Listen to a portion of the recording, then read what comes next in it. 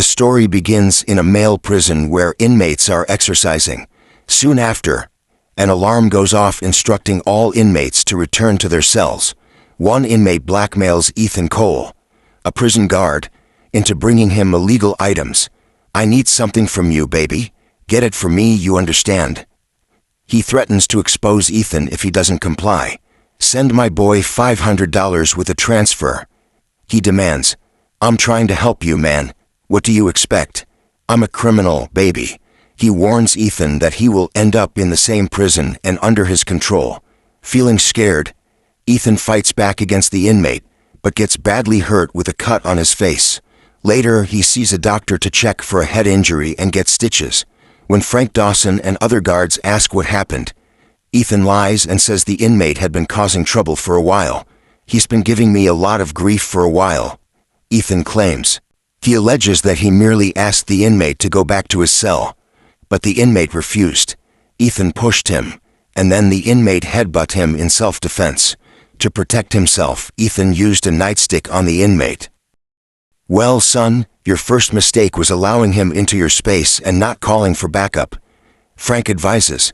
To keep Ethan safe from other inmates, they decide to move him to the tower. A few days later, while on the prison roof, Ethan sees something suspicious happening in the yard. He uses a telescope to get a closer look and suddenly sees a fight breaking out among the inmates. Ethan quickly hits the emergency alarm, prompting the guards to rush in armed with tear gas and position themselves on the roof. As the fight continues, they use tear gas to subdue several inmates. When the fight doesn't stop, the guards fire warning shots, making the inmates lie down on the ground. In an unfortunate turn, two inmates unintentionally attack another inmate. The fully geared guards enter the yard and start restraining the inmates one by one. Meanwhile, on the roof, Ethan realizes his mistake. Warden Patrick Monroe, along with guards Victor Hale and Frank Dawson, discusses the situation.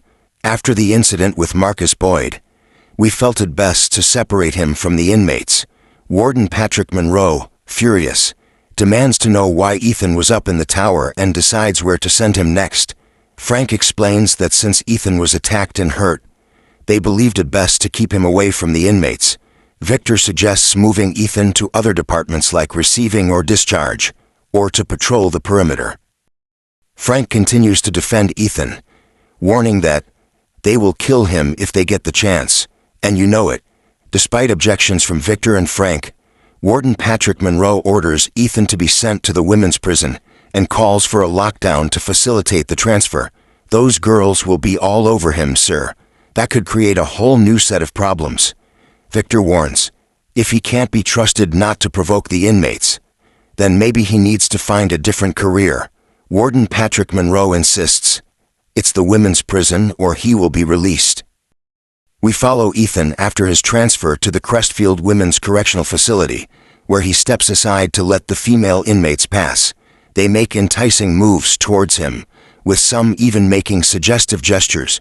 Roxy Hart, one of the inmates, spots Ethan as she enters the classroom.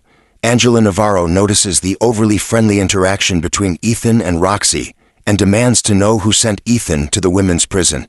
Ethan explains it was for his own protection after an incident at the male prison. Angela warns him that the female inmates are no different from the male inmates and will try to use him. During a lesson on human evolution, Roxy uses a mirror to watch Ethan, who stands at the back of the classroom. In the break room, the guards compare the men's Ironridge State Penitentiary to the women's prison. Ethan jokes that today felt like a vacation compared to the men's prison, which he likens to a jungle. Other guards caution him to wait and see what happens after the women are put to bed. They will cry. They're going to give you every sob story, tell fake stories to get your attention, and complain about guards watching them as they change clothes.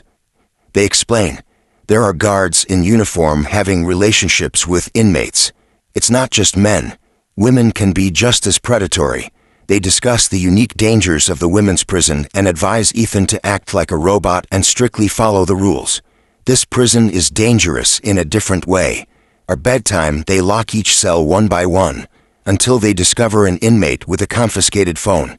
"Let me see here. Stand and face the wall. What a waste of money. Come on, man." I don't need your attitude. You know the rules. Ethan is then instructed to lock the next cell, where he encounters Roxy, who pretends to be reading a magazine. When he checks in on her, asking if she's okay, she responds positively and requests her cell to be closed. The following day, Ethan is by the classroom door as the inmates pass by. One inmate intentionally pushes Roxy into him. She grabs his jacket and says, "I'll see you tonight." A female guard warns him, "Get your head straight, otherwise, these ladies will take advantage of your desperation." That same night, as Ethan instructs the inmates to turn off their bunk lights, he approaches Roxy's cell and discovers her exposed. Ethan is overwhelmed with emotion as he gazes at her. Unbeknownst to them, everything is being recorded on camera. The next day, in the control room, Roxy starts acting strangely. "Are you okay?" Ethan asks, pretending to be in pain.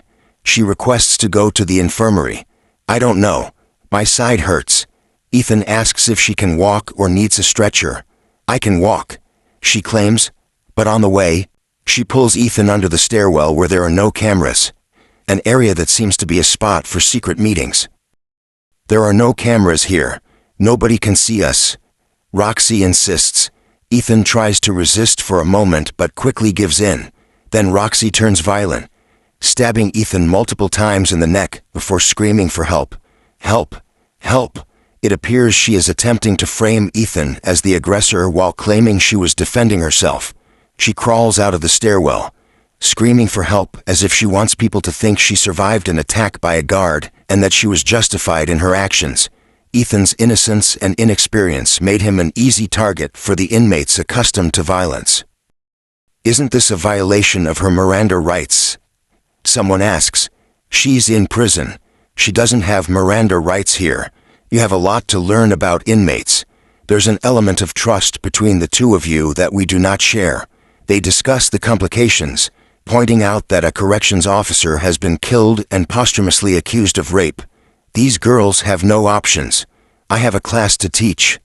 I won't miss it. We better get going then. What is it you hope to discover?" The investigator inquires. There was no tearing of the vaginal wall, no scratches on his face or arms, no visible signs of a struggle on her body. A pencil stabbed to the neck 30 times shows evidence of a struggle. Those were offensive wounds. She suffered no defensive wounds. None. Coupled with the fact that his uncle was killed at almost the exact same time. Question it. Question the claim of self-defense. Well, that means you question the facts. Yes, but inmates are immune to our lies and threats. Just ask her what happened. Question the things that don't add up and show her the compassion you're known for. Compassion is the one tactic we haven't tried. We don't have it. That's why you're here. Did he commit a crime, Miss Kendall? Look at that. I feel better already. Thank you for watching. Please subscribe and leave a comment below. See you in the next video.